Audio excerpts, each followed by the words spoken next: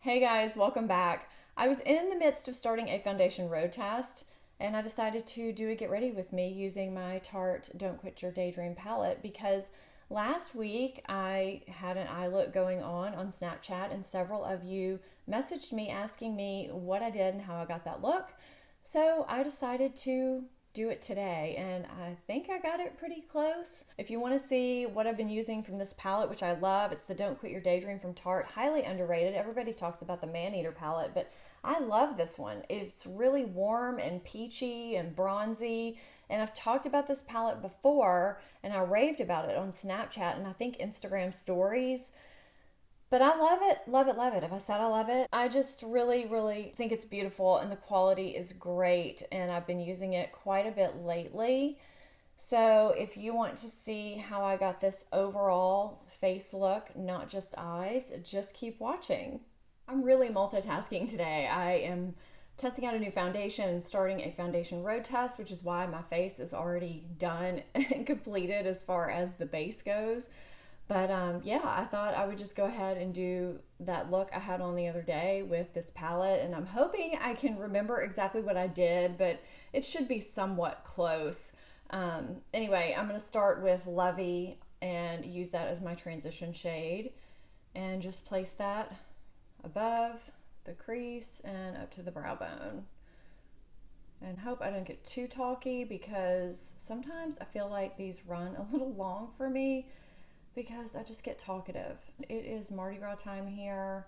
Yesterday we were at our first parade of the season. I don't know when this is gonna load. I mean, the main Mardi Gras weekend may be completely done by the time this is posted.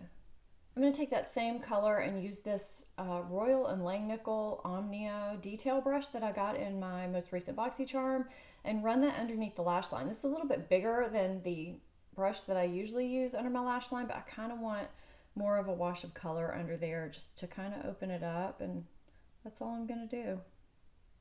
I kind of have to stretch out my eye to do that because I have little creases under my eye. And I connect it with that transition shade. I can't remember if I used Strive or Visionary as my main lid color, but I think I'm going to use Strive today just because it's such a pretty peach color with kind of gold washed in it. So I'm just going to put that in the center of my lid and just kind of pack it on. And now I'm going to take Visionary and put it on the inner third of the lid. I'm going to take this small Luxie blending brush, tapered blending brush, and blend those two into the transition shade and into each other, just barely blending them. So yeah, we're about to have some really, really busy weekends and nights coming up. My husband rides in a parade and it just gets really busy. You can use a pencil brush or just kind of a domed small brush like this to get that outer V, outer corner. But I'm going to take this warm shade Runway and put that in the outer corner. And I think I'm going to use the pencil brush today. And how I do it, I follow that lower lash line almost like I'm lining to do it, because if I follow this line, it drags my eye down. Because I don't have almond shape eyes, my eyes go down. So I kind of continue this line.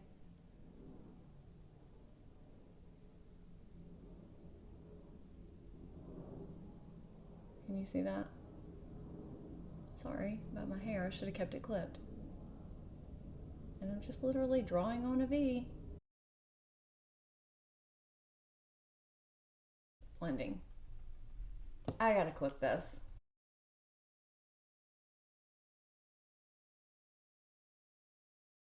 I'm gonna take this dark shade Work and just darken that little outer corner a little bit more.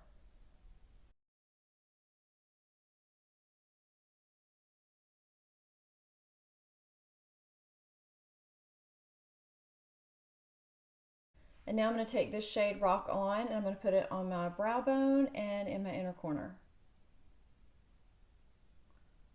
Just right under that arch. and not any further, especially if you have a hooded lid or a lot of hood space, because it will drag the eye down even further. So you don't want to like swipe it all over.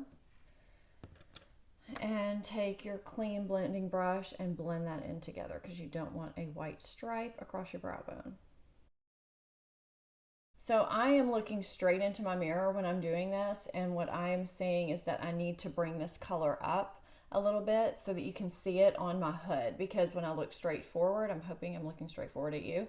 When I look straight forward, you can't really see anything because my hood covers it up with this dark color. Sometimes I don't care and I just want that transition shade up there, but today I just kind of want to bring a little bit of this dark up there for a little bit of warmth. Not too much, just a teeny tiny bit. And then I'm going to blend it in. And sometimes that's just all it takes for a little bit more lift. And that's what I want to do today. And I'm going to go finish this eye out because I haven't done this eye yet, except for the transition shade. So I'm going to go ahead with the rest of my face because I am going to line and do my mascara in a different video, because I am going to be launching an eye series for hooded, downturned, deep set eyes, and maybe sometimes focusing on small eyes, making them look a little bit more wide set or bigger, because I have some combination of all of that, and I've been tweaking things and learning things and getting new techniques for that type of eye for 20-something years. And so I figured I could share some things with you and do some get ready with me's and some tutorials and what have you, and share those with you. One of those is a technique that you guys were asking me about on Snapchat, and that I said that I could share with you in either a get ready with me or a tutorial using a couple of liner brushes to line my eyes. And that's what I'm going to do today. And I'm going to do it in the first video for that series. And it's just how I've been lining my eyes pretty often lately. And it's just pretty easy using shadow, and really quick, really easy to do on work mornings. And it looks good. So I'm just doing a very quick contour using my Wet n Wild contour palette and my Sephora Pro Contour number 79 brush. I got to yapping and forgot to tell you what I was using. So that's all I'm going to do today. I'm going to bronze using my Physicians Formula Butter Bronzer and my Real Techniques blush brush. It's so big, I use it for a bronzer, and I'm actually not bronzing too much because this foundation is a little dark for me. I am going to bronze my neck though to help even it out. You'll see in the foundation road test that I am doing for this Maybelline Dream Cushion foundation. That's what I have on today. I don't know if that's uploaded yet or not. Okay. And for blush, since I have kind of a peachy eye look going on, I'm going to use a peachy blush, and I think I'm going to use Captivating from Tarte. I love this blush. Where's my blush brush? I'm going to use Morphe E3 for this blush.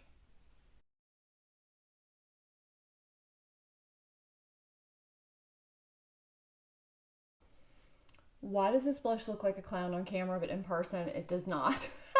Okay, I think it's showing up on camera a little bit more, but I'm going to fix that. Don't worry. If you go a little heavy-handed with your blush, you can fix that. And I swear it does not look like this in person. I think for a lipstick, I'm going to use Smoked Peach today by Revlon.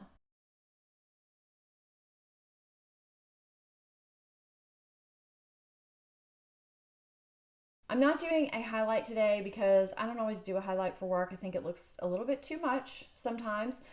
But I am going to tone down this blush because on camera it looks a little harsh. In real life, it looks pretty good. I'm going to take this MAC Mineralized, can't say that this morning, Mineralized Skin Finish Natural in Medium Plus.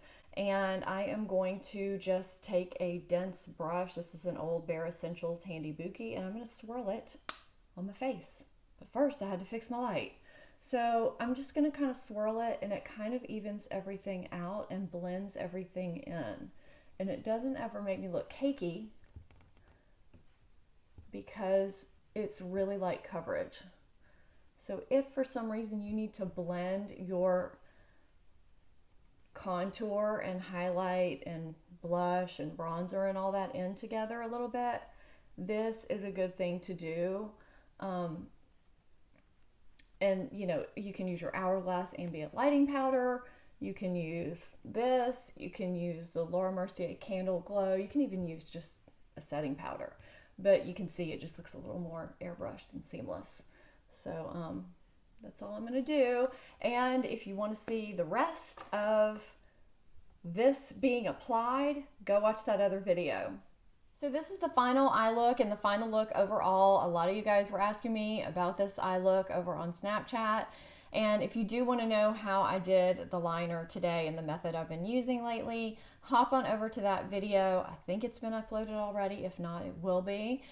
But this is it, and I hope you enjoyed getting ready with me today, and I hope you enjoyed the video. If you're not subscribed to my channel, please hit that subscribe button.